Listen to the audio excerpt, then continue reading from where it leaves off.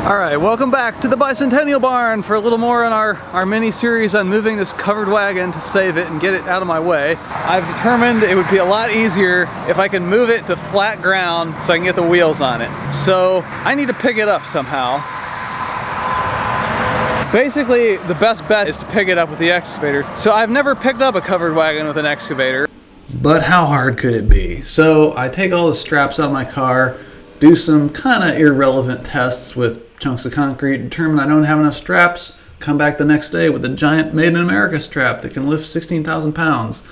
Then the first step is to basically just get one of the axles off the ground so I can get the whole big strap under it. Alright, we got a good sign here. So I've got one axle off the ground, suspended by the part that's supposed to hold the wheel. So something there is solid. It was able to lift the wagon up by the green strap. So now I can get the yellow strap underneath. So after we get the yellow strap underneath, I get the backhoe a little farther into the building and attempt to pick up the entire front of the wagon.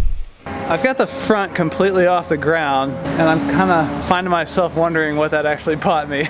Yeah, maybe I should have just gone for the whole thing all at once.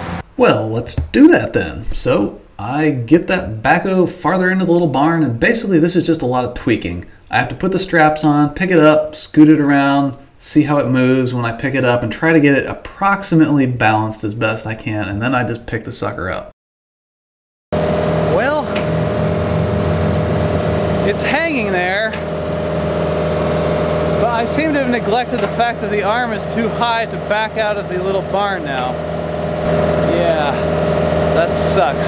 I'm gonna try to take all the bricks very carefully out from underneath it. I really don't feel comfortable getting under it right now, but then I could go a little bit lower down if there's no bricks in the way, and maybe I can back out of here still. I think this is gonna work actually, because there's a ton of room underneath it, so I should be able to go a good 1.5 feet down, and that'll get me under the beam in the doorway, hopefully.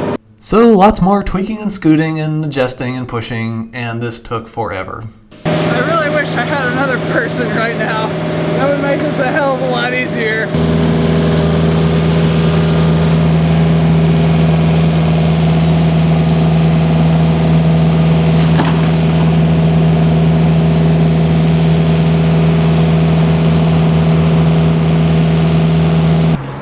That's not nearly as bad as I thought it was. The loop just came off the backhoe. I thought something totally broke. Okay, yeah, this is fixable.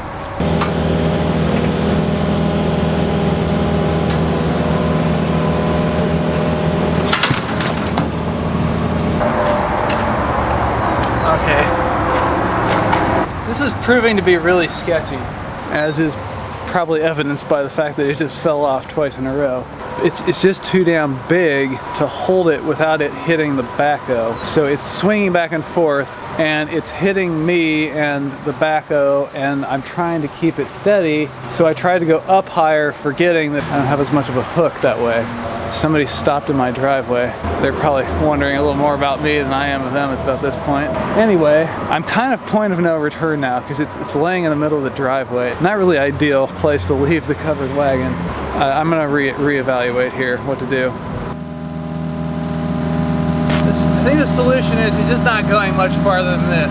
Yeah, I'm gonna put blocks under it here, and I'll put a tarp over it. There's no way it's gonna make it into the main barn. I mean, this is flat, this is fine. I can put the wheels on here. So I got the wagon all leveled out and got 2 concrete blocks under each side of each axle. This way I can get the wheels on, and I also get it out of the little barn, which I really need to work on while I've still got the excavator around. So all in all, I'll call this a success, even though I didn't get it quite where I wanted to get it, but it's there. I didn't break it, which is the #1 thing, and we're one step closer to getting the wheels on this thing and getting it fully restored.